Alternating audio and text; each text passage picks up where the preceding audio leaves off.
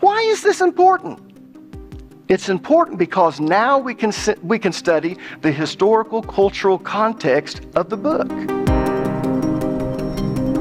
You see, most scholars divide the Old Testament prophets who penned books into two major categories. You have the major prophets and the minor prophets. The major prophets are Isaiah, Jeremiah, Ezekiel, and Daniel. The minor prophets are Hosea, Joel, Amos, Obadiah, Jonah, Micah, Nahum, Habakkuk, Zephaniah, Haggai, Zechariah, and Malachi. Let's all say them together. Can't do that, right? Well, that's one of the first things you'll learn at Bible college. Of course, if you can't come in and memorize the books and you haven't memorized the prophets, then you're in trouble. But anyways, the only difference between the major prophets and the minor prophets is the length of their writings. In other words, the messages of the major prophets are not more important than the messages of the minor prophets. They're just longer in length. In fact, to give you an idea of the difference in size between the two, consider this. There are 183 chapters in the 5 books of the major prophets. And there are only 67 chapters in the 12 books of the minor prophets.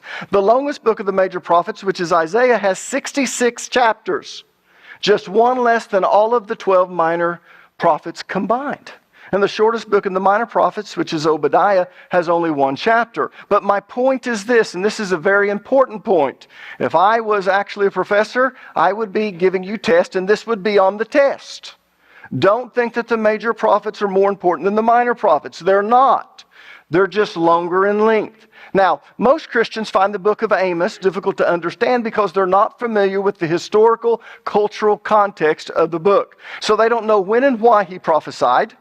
They don't know who this prophecy was to or what was happening at the time that warranted God actually sending a prophet to them. And to make matters worse, the different messages within the book of Amos aren't placed within a narrative. In other words, his prophecies are not placed within a story. So if you don't know what was happening at the time, then you don't know the context in which the messages and the prophecies were given. And people, that's a big problem.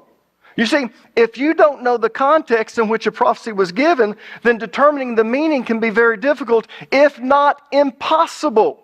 That's why it's so important to understand the historical, cultural context of the book. Does that make sense? So this is my point. In order to understand a prophecy, you have to know the context in which it was given. The historical, cultural context. In fact, let me give an example to illustrate what I'm talking about. Because if you don't get this point, you really won't understand hermeneutics. And that's a required class if you're going into theology. So you need to understand this. So let me give an example to illustrate what I'm talking about. Elijah and Elisha are known as oral prophets as opposed to writing prophets. In other words, they prophesied, but they didn't write their prophecies down. So we don't have a book of Elijah or a book of Elijah in our Bible, do we? But we do have stories about them. And within these stories, they prophesied. Turn to 1 Kings chapter 17, verses 1 through 4, and I'll show you what I'm talking about. And Elijah the Tishbite, who was of the inhabitants of Gilead, said unto Ahab, As the Lord God of Israel liveth, before whom I stand, there shall not be dew nor rain these years, but according to my word. And the word of the Lord came unto him, saying, Get thee hence, and turn thee eastward, and hide thyself by the brook Cherith, that is before Jordan. And it shall be that thou shalt drink of the brook, and I have commanded the ravens to feed thee there. Now, if you're familiar with the Bible, you know the story behind this prophecy. You know that Ahab was a wicked king over Israel, and he was married to Jezebel. And we don't just refer to her as Jezebel. What do we refer to her as? That wicked Jezebel, right? Because she worshiped the pagan god Baal. And she not only supported 400 priests of Baal, but she also tried to kill all of the prophets of the true God of Israel. Now, Baal was the Canaanite god of fertility. He was responsible for bringing the rain, or so they thought. So to prove that Baal was a false god, and Yahweh was the one true God, not just the God of Israel, but the God of this world, Elijah prophesied that it wouldn't rain for 3.5 years, and it didn't. And this forced a showdown between Elijah and the priest of Baal at Mount Carmel. How many of you remember the story? Now, my point is this. If you had a book of Elijah that consisted of all his prophecies, but it didn't place his prophecies within a narrative, in other words, within a story, you'd have a very difficult time trying to understand his prophecies because you wouldn't know the context in which his prophecies were given. Does that make sense? If it doesn't, I'm going to go a little bit further with my illustration. Look back at 1 Kings chapter 17, verses 1 through 4, and you'll see what I'm talking about. And Elijah the Tishbite, who was of the inhabitants of Gilead, said unto Ahab, As the Lord God of Israel liveth, before whom I stand, there shall not be dew nor rain these years, but according to my word. Now, people, technically, that is a prophecy. He predicted that it would not rain until he gave the okay, and it didn't. That's a prophecy. And then he continues on with the prophecy. Notice verse 2. And the word of the Lord came unto him. So God spoke to him, saying, Get thee hence and turn thee eastward. So this is a prophecy. And hide thyself by the brook Cherith, that is before Jordan. And it shall be that thou shalt drink of the brook, and I have commanded the ravens to feed thee there. So he was told what to do. And then God told him, this is what will happen in the future. You're going to drink from this brook, even though every other brook's going to dry up, and I'm going to command the ravens to feed you there. And did that happen? It did happen. Now, if these 4 verses were all you had, and you didn't know the context in which this prophecy was given, in other words, you didn't know the story behind this prophecy, you would struggle trying to understand the meaning of the prophecy, because you wouldn't know who he was prophesying to, or why he prophesied that it wouldn't rain for 3.5 years, or what the circumstances were that he was supposed to go hide after he gave this prophecy. And without knowing all of that, you'd struggle trying to understand the meaning of this prophecy. So he prophesied that it wouldn't rain. So what? Why did he do that? So he was told to go hide after he prophesied. Why? Well, if you don't know the story, you don't know any of that. You have to understand the story to understand those prophecies. Do you understand what I'm saying? Well, people, that's how it is when it comes to the minor and the major prophets. You have all of these prophecies and all of these messages written down, but they are not placed within a narrative. In other words, they're not placed within a story. So you don't know the context in which these prophecies and messages were given. And without knowing the context, it's very difficult, if not impossible, to understand them. That's why we study the historical, cultural context of each book. You see, by knowing the historical, cultural context of each book, it's easy to understand the prophecies and the messages, because we know who they were prophesying to and why God sent them to prophesy to that particular person or nation. And we also know what was happening at the time and when it all took place. So we're able to place their prophecies and their messages into the proper context, which enables us to understand them. In other words, we are able to build the narrative from the historical, cultural context. That is so important, I'm going to repeat it again. And when I repeat something again, what should you do? Write that down. If you want to understand the Bible, I am giving you the key right here, especially when it comes to the prophetical books. We're able to build the narrative. In other words, we're able to build the story from the historical, cultural context. And if you know the story, you understand the prophecies. Just like when you were reading about Elijah telling Ahab it wasn't going to rain until he gave the okay. Now we know from the book of James that it lasted for 3.5 years. The drought did. No rain, no dew for 3.5 years. You wake up in the morning and there's no dew there. How many of you, when you wake up and there's no dew on the ground, you say yes, especially in the summertime? Why? Because you can mow at 6 o'clock in the morning, right? When it's cool. Well, for 3.5 years, there wasn't even dew on the ground. But we want to know, why did he prophesy that? Well, we're lucky. He gives us the story behind it. But when we get to the prophets, we don't have that story. But we can build the story or build the narrative from the historical, cultural context, which makes all the difference in the world, right? Yes, because now it's as if we have a story to place these prophecies into, making them easier to understand. So what I'm telling you is that Amos is really not that difficult to understand, as long as you know the historical, cultural context in which it was written. And you're in luck. I know that. And I'm going to be sharing that with you as we go through the book of Amos. But first, I want to give you some background information that you need to know whenever you're studying one of the major or minor prophets. In fact, this background information is part of the historical, cultural context of this book. Let's start at the time of King Solomon's death. Solomon died somewhere around 930 BC. Now that's an approximate date. I believe it was probably in 930. Some people place it at 931, others at 922. But when I look at all the other dates, I believe that he died in 930 BC. And at his death, his son Rehoboam inherited the throne. But he also inherited a kingdom that was burdened by taxes, and he forced manual labor from all of the different tribes.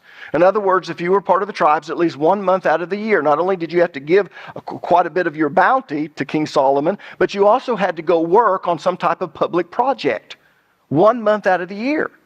So he inherited this kingdom that was burdened with taxes and with forced manual labor. So shortly after he ascended to the throne, he was approached by the leaders from the northern tribes, and they demanded relief from the oppressive policies of his father. And of course, you know the story. Rehoboam refused their demands, and a civil war broke out, which eventually split the kingdom in two, north and south, much like our Civil War. How many of you remember studying the Civil War? We had a north and south, right? Well, the North won, the Union won, the Confederates lost. And as a result of that, we maintained a unified nation. Well, when these 10 tribes broke away, there was a civil war. The problem is, it didn't remain unified because the southern tribes, Judah, Rehoboam, and his followers, they lost the civil war. So the kingdom was split into two. You had the northern kingdom and the southern kingdom. The northern kingdom was made up of 10 northern tribes, and they kept the name Israel, while the southern kingdom became known as Judah. So whenever you're reading through the Old Testament and it mentions the nation of Israel after the split in 930 BC, it's referring to the 10 northern tribes. It's not referring to the unified nation. Judah refers to the southern kingdom. It was made up of 2 tribes. What tribes was it made up of? Anyone know? Judah and who? Simeon. Simeon actually was a part of Judah if you go back and look at the way the land was divided. But anyways, you need to keep that in mind so you don't get confused as you're reading through the Bible, especially after the time period in which Solomon died and this kingdom was split. Now, as you look at the screen, you're going to see a list of all of the kings in each kingdom from the time it split. But I want you to notice that I put a line in each box separating the kings that are mentioned in the book of 1 Kings from the kings that are mentioned in the book of 2 Kings. Do you see that? Everyone see that?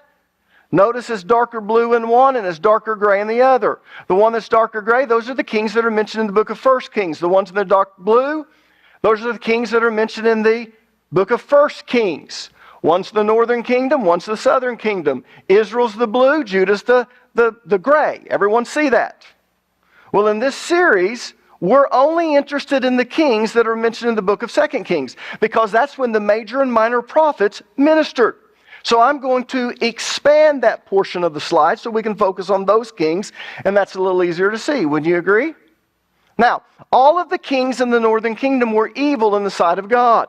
And they led their nation into idolatry, and they never repented of that. In fact, they just kept allowing it to get worse and worse. They actually wanted that. They actually encouraged that, kind of like what America is doing today. But because they refused to repent and turn back to the one true God, to turn back to their heritage, they were conquered by the Assyrians, and they were carried into captivity in 722 BC. That is a date that every Christian should memorize. 722 BC. That's when the northern kingdom was conquered by the Assyrians and carried into captivity. Now, the capital of Assyria at that time was Nineveh. You've heard of that city, right? Yeah. I placed it on the slide because 2 prophets prophesied against Nineveh. Who are the 2 prophets? Do you remember? Jonah was one. Nahum was the second. Jonah prophesied against them and they repented. Nahum prophesied the destruction and they refused to repent, so his prophecy of destruction came to pass when the Babylonians defeated them. Which brings us to the Babylonian Empire. In 586 BC, the Babylonian Empire conquered the southern kingdom and took them into captivity. And I want to mention 2 things that most people probably are not aware of. You might have been a Christian for all of your life and you're probably not aware of this because there are many scholars that are not aware of these 2 things. First of all, The southern kingdom continued to exist for another 136 years after the northern kingdom fell. And the reason why is because it had a few good kings who loved God, kept His commandments, and encouraged all of its people to keep the commandments. Whereas the northern kingdom didn't have one good king. Not one. All of their kings were evil in the sight of God. But here's what you need to understand, and this is what's important. The few good kings that the southern kingdom had prolonged the survival of their nation. In other words, those good kings kept God's judgment from coming upon them, at least temporarily. How long? Well, at least for 136 years. What you're going to find out is that actually Judah was much weaker than Israel, and yet when the Assyrians came in and conquered the northern kingdom, they didn't conquer the southern kingdom. Why? God, and only God. But why did God prolong their survival? Why was His judgment postponed? Because they had some good kings. Now, eventually they fell too, because the majority of their kings were evil, but those few good kings prevented God's judgment from coming upon them, at least temporarily. They were able to postpone God's judgment for 136 years. Now, who were the good kings in the southern kingdom? Do you know? Well, there were 8 of them. In other words, there were 8 that did right, that kept God's commandments, that tried to rule and reign the way that God told those kings to rule and reign. Here are the 8. Asa, Jehoshaphat, Joaz, Amaziah, Uzziah, Jotham, Hezekiah, and Josiah. Almost all of the ayahs, right? Yeah. The second thing I want to mention that most people don't know, and this is very important, is that when the Babylonian Empire began to grow, it conquered the Assyrian Empire. So all of the people from the northern kingdom of Israel who were carried into captivity by the Assyrians became a part of the Babylonian Empire. Do you see that on the screen? The Babylonians conquered the Assyrians, and they incorporated that kingdom into their own, which meant that all of the people from the northern tribes who'd been deported went into the Babylonian Empire. And we sometimes forget that, but it's very important because they were able to return to the land of Israel when Cyrus gave the decree. So to refer to the northern tribes as the 10 lost tribes is a misnomer. People, they're not lost and they never were. Let me explain something about the Assyrians. One of the things that the Assyrians tried to do when they conquered nations to keep them from rebelling against them is they would deport the people. And they would take up a whole city sometimes, or a whole village, and they would move them outside of their kingdom and place them inside another kingdom. But here's what's interesting about the Jews. God had so ingrained within them that they were separate, that they were not supposed to mingle with others. And their culture and their customs were so different than the pagans around them that they kept that culture even when they were outside of their own kingdom. So when they were allowed to go, or not allowed, they were deported and they went into other kingdoms, they still maintained their own villages. They still maintained their own community. Now, is that what the Assyrians wanted? No. What the Assyrians intended was to almost be like America. When people come to America, it becomes a melting pot.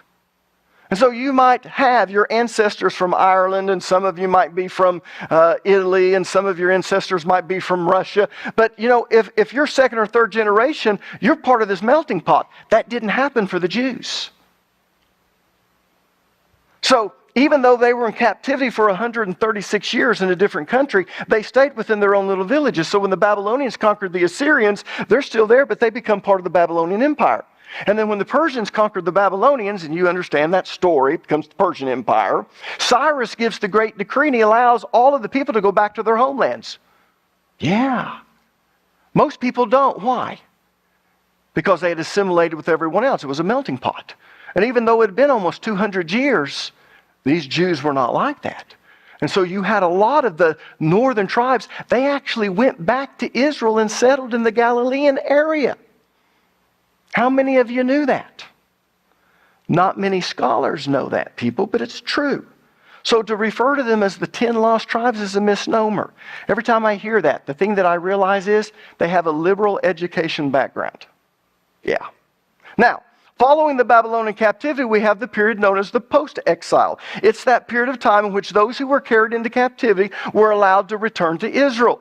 And 3 books were written during that time period: Ezra, Nehemiah, and Esther. So when you're reading those books, you need to realize, okay, Cyrus is given the great decree, people are allowed to move back, and now these books are written, and they're writing to the Jews who have returned during the exile. Now, Esther didn't return, but you're getting a picture into the Persian Empire and how God spared those who had been scattered. And that's why you had all of those Jews, even in Iraq, in modern times. Now, let me show you when each prophet ministered and to whom they ministered to, because this is very important. Why? Well, I'll explain why in just a minute. Let's begin with the major prophets. First, you have Isaiah. Isaiah had a very long ministry. He ministered anywhere between 62 to 64 years. I'm not talking about living. I'm talking about prophesying. He ministered for about 62 to 64 years. His ministry spanned 4 kings: Uzziah, Jotham, Ahaz, and Hezekiah. You'll find that in Isaiah chapter 1, verse 1. Secondly, you have Jeremiah. Now, the interesting thing about Jeremiah is we have a tough time determining where to put him, because he actually prophesied before the Babylonians came. But he also prophesied after they were carried into captivity for a brief period of time. In fact, the book of Lamentations was actually written as a result of the temple being destroyed and them being carried into captivity. So he ministered during both time periods. So his ministry went for quite a while. Next you have Ezekiel, and then you have Daniel. Now I want you to notice that Isaiah and Jeremiah ministered before the Babylonian captivity, and Ezekiel and Daniel ministered during the Babylonian captivity. And as I already mentioned, Jeremiah is kind of in between there. Now, let's look at the minor prophets and when they ministered. You have Hosea, Joel, Amos, Obadiah, Jonah, Micah, Nahum, Habakkuk, Zephaniah, Haggai, Zechariah, and Malachi. Hosea ministered to the northern kingdom at the time of Jeroboam II. He was a very important king. What you're going to notice is a lot of prophets were sent to Israel during this time period. And if you're inquisitive, you should be asking, why? This guy ruled for 41 years, but I'm getting ahead of myself. He was a very important king in Israel. Joel was a very early prophet who ministered to the southern kingdom during the reign of Amaziah. Amos ministered to the northern kingdom at the time of Jeroboam II. So as you can see, he ministered about the same time as Hosea. In fact, he was probably just a year or two before him. The only difference between the two, besides their messages, was where they came from. Hosea was from the northern kingdom, so he was prophesying to his own nation. But Amos was not from the northern kingdom, he was from the southern kingdom. So he was an outsider. Now, why is that important? I'll tell you why it's important. Think about us today. It's one thing for you to be an American and to criticize America. But you let some foreigner come here and criticize America, what do? Well, we're offended. We need to ship them back. You don't like America, then you get out. Right? But if you're from America, you can criticize America. It's kind of like your family.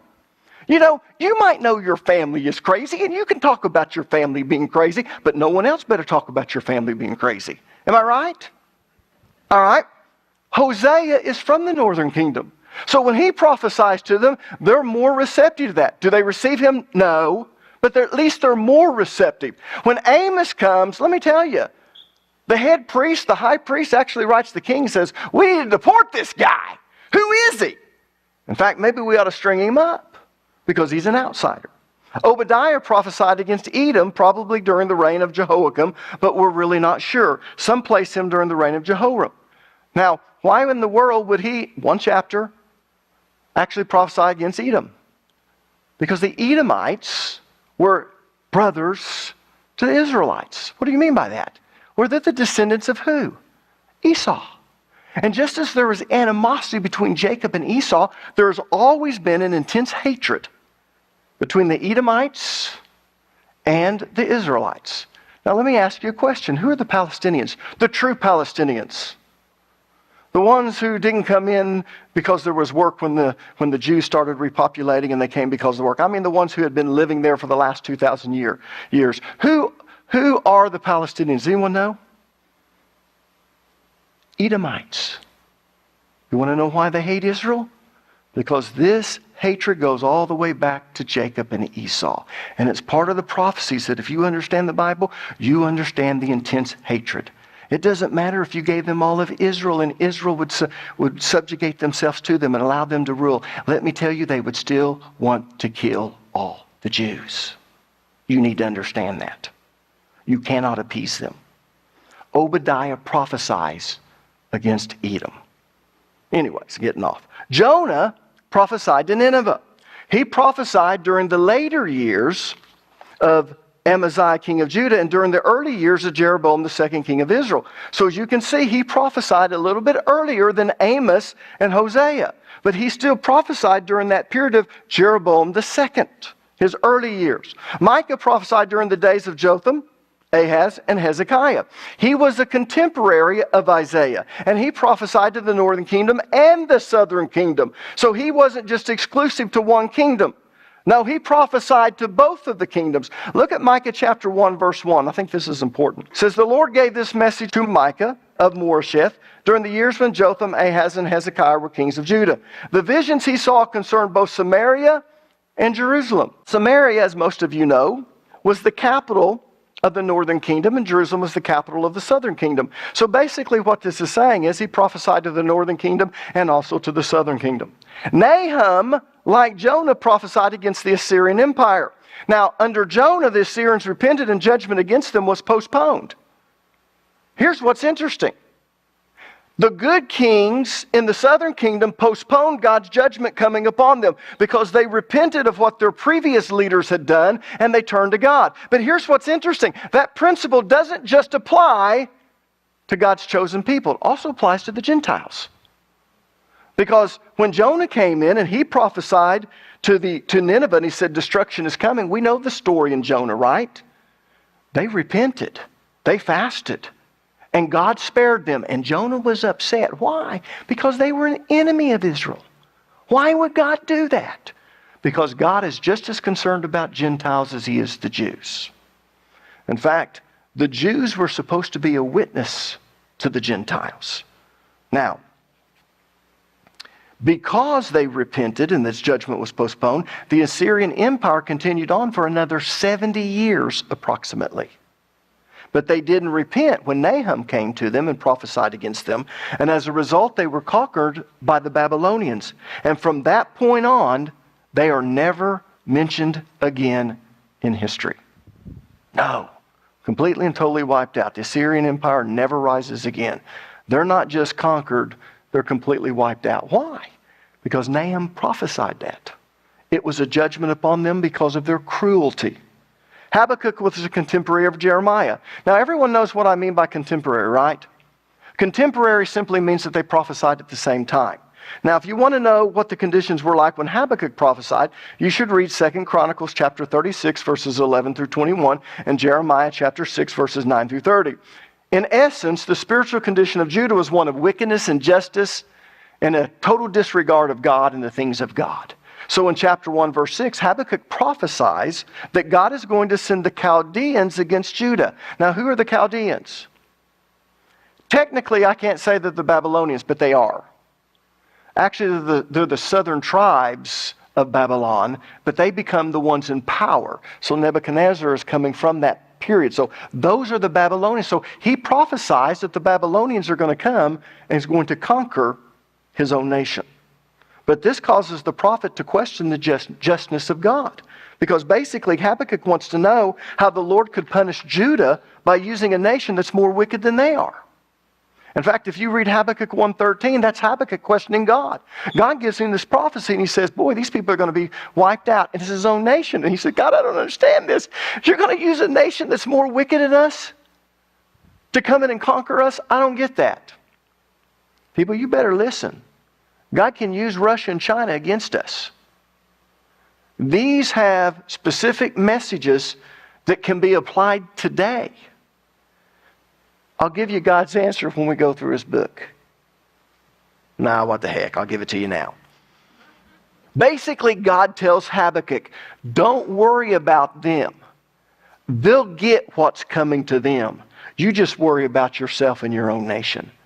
And you know, God gives us that lesson all the time. You ever notice when God starts teaching you something and you're going through a difficult time, you always look at your neighbor and you go, well, look at them, God. I know they do the same thing as me and they're doing good. And usually God comes and says, don't worry about them, just worry about yourself. You remember when Jesus was with his disciples and he was talking about what was going to happen to them? And they looked at this one and they said, about the disciple whom Jesus loved, well, what about him, Lord? And Jesus says, don't worry about him, just worry about yourself. Yeah, that's what he tells Habakkuk. Habakkuk, don't worry about them. The Babylonians will get theirs. And they did. And we need to understand that. Zephaniah prophesied during the reign of Josiah between 630 and 625 BC. So he was also a contemporary of Jeremiah, since Jeremiah began his ministry sometime around the year 626 BC, and we know that because of Jeremiah chapter 1, verse 2. So Habakkuk, Jeremiah, and Zephaniah all prophesied around the same time. How many of you knew that? Oh yeah. So it's wonderful to take those three prophets and study them together. Haggai prophesied during the post-exile period. In other words, after the 70 years of captivity under the Babylonian Empire. Haggai dated the beginning of his ministry in the second year of Darius the king. You find that in chapter 1, verse 1, which means he ministered around 520 BC. Now, Zechariah and Malachi also ministered during the post-exile period. Now, after the book of Malachi was finished, there were 400 years between when that book was finished and the New Testament period. And most scholars refer to this period of time as the 400 silent years. How many of you have ever heard of the silent years? Referring to this 400-year period between the last prophet, who was Malachi, and when John the Baptist came. That was a period of about 400 years. And so scholars refer to that period of time as the silent years. But people, that is a misnomer. How many of you know what the word misnomer means? The real meaning of misnomer. A misnomer is a wrong or inaccurate name. Now, the reason that's an inaccurate name is because the Bible is not silent about what happened during those 400 years. In fact, we know exactly what happened during those 400 years. Daniel predicted what would happen in chapter 11, verses 5 through 35. And here's what's really interesting. He prophesied in great detail about what would happen during those 400 years, and it happened exactly as he prophesied it would. In fact, let me tell you, this is why liberals reject the book of Daniel. Because when they study the book of Daniel, that passage of Scripture, and they see what happened during those 400 years, they say, no one could have ever predicted it that precisely. Someone else had to have written that after the facts had occurred, and then they attributed it to Daniel. And that's what liberals still say today. But people, there's no way that could have happened. I'll tell you why. The book of Daniel was translated into Greek 3 centuries before Christ. Yeah. Not only that, if you ever go to Israel, you'll go to a place called Qumran. That's where they discovered the Dead Sea Scrolls. And in the Dead Sea Scrolls, they found almost every book in the Bible except for the book of Esther. But anyways, they found almost every book of the Bible. In Isaiah, they found almost a complete copy. But they also found the book of Daniel. And they can date that back to around 250 BC. So we know for a fact that Daniel predicted it before it ever happened. Isn't that interesting? Now, let me give you the chronological order of the writings of the prophets. These are the prophets who prophesied before the exile, before 586 BC. I told you this would be boring with dates and names, but this is very important, and you're going to understand why in just a minute. Obadiah prophesied to Edom, the descendants of Esau, in 845 BC. Joe prophesied to Judah sometime between 825 and 811. Jonah prophesied to Assyria sometime between 790 and 780 BC. Amos prophesied to Israel sometime between 768 to 755 BC. This 13-year period, that's very important for us. Isaiah, and again, his ministry spanned, so we're not saying he prophesied sometime between. We're saying he prophesied from the beginning of this time all the way down to here. He prophesied to Judah from 760 all the way down to 698. His ministry lasted between 62 to 64 years. What a man of God. Hosea prophesied to Israel sometime between 750 to 725 BC. Micah prophesied to Judah sometime between 735 to 700 BC. Nahum to Israel between 630 and 612. Zephaniah to Judah sometime between 630 to 625. Jeremiah to Judah from 626 to 575 BC. Now notice he prophesied before the Babylonian Empire conquered Israel, but he also prophesied after they were carried into captivity for a little while. Habakkuk to Judah sometime between 612 and 606. During the exile, you had 3 prophets who prophesied, and I mentioned Jeremiah again because he prophesied from 626 to 575. Ezekiel prophesied from 595 to 560 BC. He was carried away in the second deportation. Daniel prophesied, and he had a very long ministry. He was 14 years old, we think, when he was carried into captivity as part of the first deportation. When did the first deportation take place? 605 BC. Now, remember, we talk about 586 as being when they destroyed. The first time the Babylonians came and they surrendered Jerusalem, they just surrendered. They didn't want to fight. So they said, we'll pay tribute. As a result of that, they began paying tribute. Jeremiah was prophesying, said, give in to him. This is part of God's judgment. Just do it and you'll be able to survive. We'll still have to be under it for 70 years. But they wouldn't do that. They rebelled, and so Babylonians came back, and they did a second deportation. That's when Ezekiel went in. And then the third time they came back, because Judah did not listen to the prophet Jeremiah, they totally destroyed Jerusalem and the temple. And they carried everyone back except the poorest of the poor. Just wiped out the land, all because they wouldn't listen to what Jeremiah prophesied.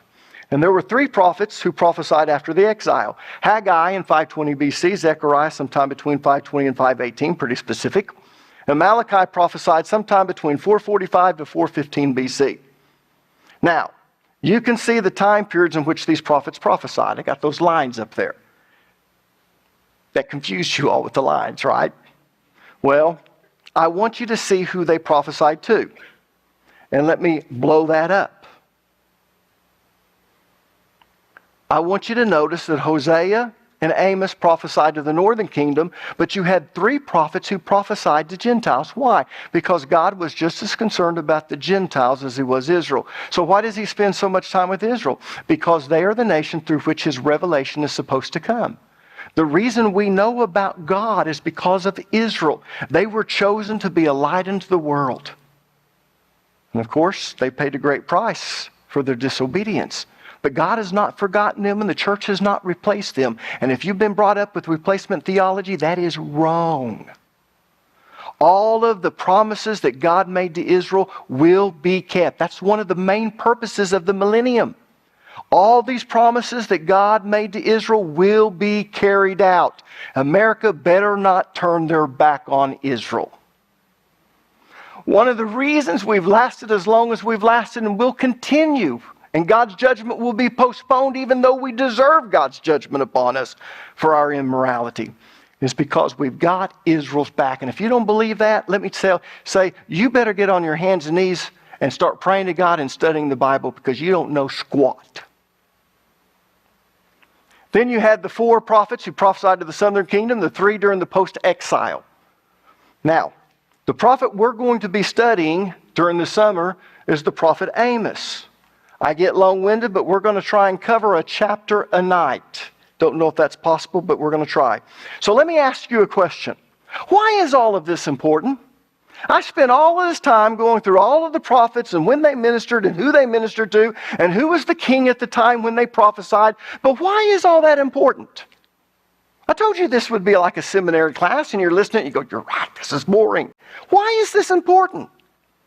It's important because now we can study the historical, cultural context of the book. You see, now we know the time period in which Amos ministered, 768 to 755. We've narrowed it down to a 13-year period of time. And we know which kingdom he ministered to, Israel, which is the northern kingdom. And we know who was the king at the time, Jeroboam II. So now I can study the history and the culture of that specific kingdom at that specific time. And that's going to give me the context that I need to understand his messages and his prophecies, because when he was giving his message and his prophecies, he didn't give it within a narrative. So I've got to build the narrative. And how do you build the narrative? How do you understand the story in which these prophecies and these messages were given? Well, we do that by studying the historical cultural context. In other words, by studying the historical cultural context, I know exactly what was happening at the time. And then when I place the messages and prophecies of Amos within that context, I'm able to understand them.